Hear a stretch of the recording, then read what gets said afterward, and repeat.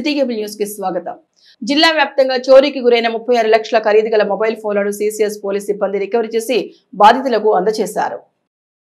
ఎంపీడీఎస్ నూతన టెక్నాలజీ ఉపయోగించి mobile track ద్వారా మొబైల్ ఫోన్ రికవరీ చేసి బాధితులకు అందించడం జరిగిందని ఎస్పీఆర్ గంగాధర్ తెలిపారు. ఇవాళ CCS 175, Penamaluru CCS 83, Bandar CCS 52 మొబైళ్లను రికవరీ చేయగా జిల్లా వ్యాప్తంగా 36 లక్షల ఖరీదు గల మొత్తం 310 ఫోన్లను రికవరీ చేశారు. అనంతరం రికవరీ చేసిన జిల్లా పోలీసులను జిల్లా ఎస్పీఆర్ గంగాధర్ అభినందించారు. మొబైల్ పోగొట్టుకున్న బాధితులు 9490617573 నెంబర్ కి హాయ్ అని కానీ హెల్ప్ అని కానీ మెసేజ్ చేసి రిజిస్టర్ చేసుకోవాల్సిందిగా ప్రజలకు ఎస్పీఆర్ గంగాధర్ విజ్ఞప్తి చేశారు.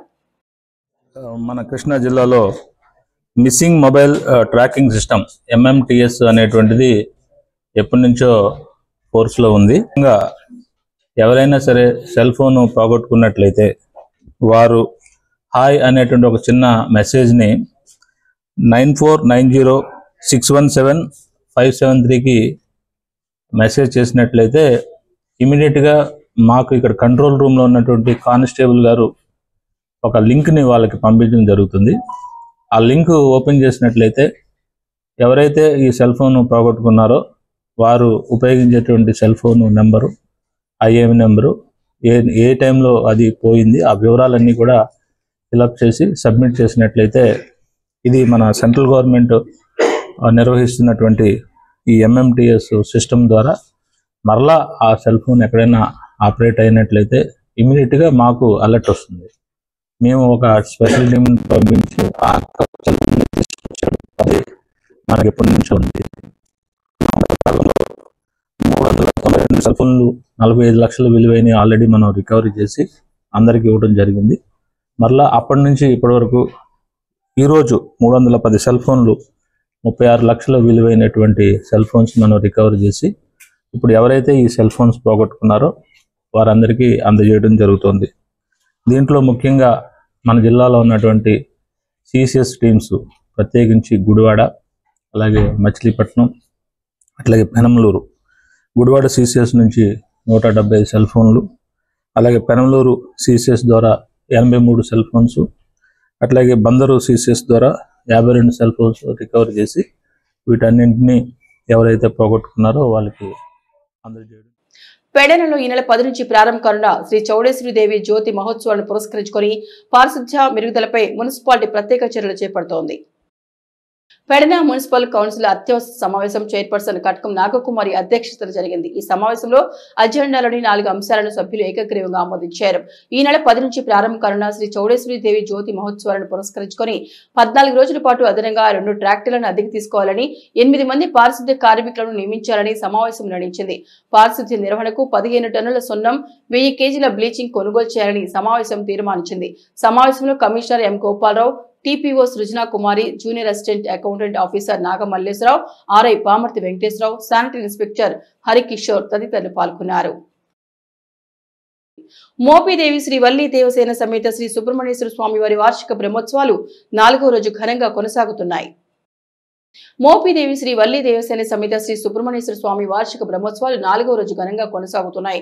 ఈ సందర్భంగా ప్రత్యేక పూజా కార్యక్రమాల్లో ఆలయ కార్యనిర్వహణాధికారి దాసరి శ్రీరామ వరప్రసాదరావు పాల్గొని పూజలు నిర్వహించారు.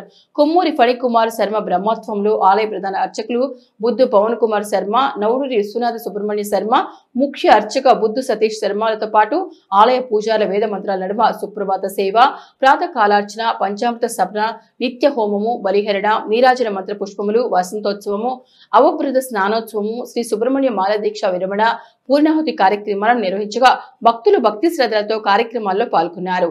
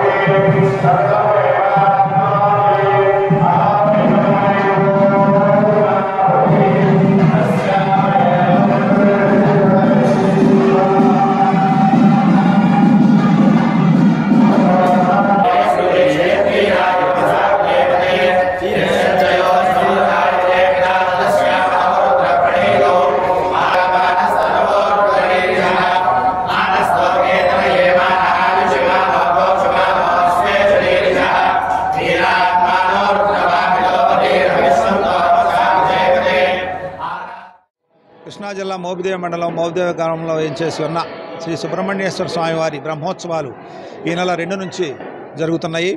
రాత్రి రథోత్సవం జరిగింది. అశేష జనవాహిని మధ్య శ్రీ స్వామివారి రథం గ్రామ వీధుల్లో ఊరేగింపబడింది.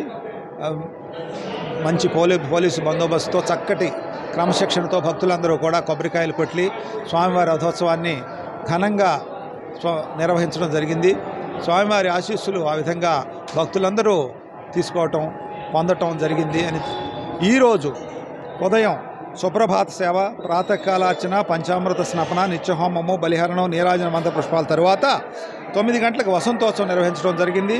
అవబృత స్నానోత్సవము తర్వాత పూర్ణాహుతి కూడా నిర్వహించడం జరిగింది. మచిలీపట్నం జిల్లా రిజిస్టర్ కార్యాలయం ఆవరణలో 3 లక్షల రూపాయల చోరీ జరగడం కలకలం రేపింది. మచిలీపట్నం జిల్లా రిజిస్టర్ కార్యాలయం ఆవరణలో 3 లక్షల రూపాయల చోరీ జరగడం కలకలం రేపింది. రిజిస్ట్రేషన్ కోసం తెచ్చుకున్న 3 లక్షల రూపాయల చోరీకి గురవడంతో బాధితులు లబోదిబోమంటున్నారు. కార్ డోర్ పగలగొట్టి చోరీకి పాల్పడిన ఈ ఘటన జిల్లా ఎస్పీ కార్యాలయానికి సమీపంలో చోటు చేసుకోవడం సంచలనం సృష్టించింది. కక్షిదారులతో నిత్యం రద్దీగా ఉండే జిల్లా రిజిస్టర్ కార్యాలయ ఆవరణలో పార్కింగ్ చేసి ఉన్న ఒక కారు అద్దాలు పగలగొట్టి దుండుగులు 3 లక్షల రూపాయల చోరీ చేయడంపై బాధితులు మచిలీపట్నం పోలీస్ స్టేషన్ లో ఫిర్యాదు చేశారు. వెంటనే క్లూస్ టీం రంగంలో దిగి విచారణ చేపడుతున్న క్లూస్ టీం చేపట్టింది. చోరీకి సంబంధించి సీసీటీవీ ఫుటేజ్ పోలీసులు పరిశీలిస్తూ దర్యాప్తు ప్రారంభించారు. అంటే అప్పటిదాకా నేనే ఉన్నాను కార్లో, నేను వర్క్ చేసుకుంటున్నా, పిలిచారు కదా అని అందరం వచ్చాం. లోపు బ్యాక్ డోర్ పగలగొట్టేసి అడిగాము. అడిగితే ఒక ఆవిడ చూశారు, ఆమెను పట్టుకుని ఎదురుగా పట్టుకుని మాట్లాడుతున్నారు. ఆ వీడియోలో చూశారు. క్లూస్ టీమ్ అయితే ఒకరిని ఫైండ్ అవుట్ చేసింది. కేంద్ర ప్రభుత్వ పథకాలకు అర్హులను గుర్తించి లబ్ధి చేకూర్చాలని జిల్లా కలెక్టర్ డికే బాలాజీ అధికారులను ఆదేశించారు. కేంద్ర ప్రభుత్వ పథకాలకు అర్హులను గుర్తించి లబ్ధి చేకూర్చాలని జిల్లా కలెక్టర్ డికే బాలాజీ అధికారులకు ఆదేశించారు. ఆయన కలెక్టరేట్ లోని తన ఛాంబర్ లో కేంద్ర ప్రభుత్వ పథకాల ప్రగతిపై వైద్య ఆరోగ్య, సాంఘిక, గిరిజన, వెనుకబడిన తరగతులు, మైనార్టీ సంక్షేమ శాఖలు, విభిన్న ప్రతిభావంతులు, హిజ్రాలు, వయోవృద్ధుల సంక్షేమం, మహిళా అభివృద్ధి, శిశు సంక్షేమం, నైపుణ్యాభివృద్ధి, మున్సిపాలిటీ తదితర శాఖల అధికారులతో సమీక్షా సమావేశం నిర్వహించారు.